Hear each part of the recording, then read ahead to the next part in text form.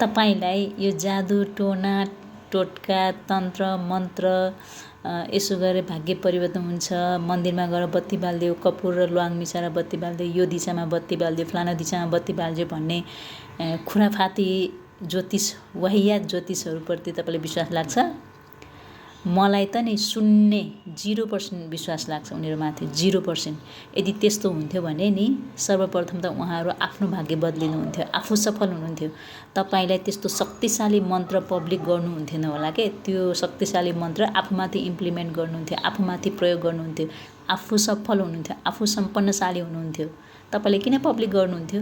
हर कोही मान्छे आफ्नो लागि बाँच्ने हो, आफ्नो लागि कमाउने हो। कोही मान्छे अरूको लागि बाँच्दैन कि। यदि कसैले यहाँ सामाजिक सञ्जालमा आएर टिकटकमा आएर म यस्तो उस्तो भन्छ भने नि त्यो सिर्फ पब्लिक सेन्टिमेन्ट गेन गर्नको लागि, आफूतिर तान्नको लागि हो कि। पब्लिकले के भन्छ भनेर त्यस्तो कुनै कोही मान्छे कसैको लागि बाँच्दैन, आफ्नो लागि बाँच्ने हो। त्यस्तै यदि त्यसरी सफल हुन्थ्यो भने यो संसारमा 8 अर्ब मान्छे छ, 8 अर्ब मान्छे सफल हुन्थ्यो नि। किन मान्छे असफल भएर रोइरहेर बस्नु पर्थ्यो? त्यति जादु टोना टोटका तन्त्र मन्त्रले काम गर्थ्यो भने सबै 8 अर्ब मान्छे सफल हुन्थ्यो। एकचोटि तपाईँको वरिपरि हेर्नु त कति % मान्छे सफल भएको छ, एनालाइज गरेर हेर्नुहोस् त।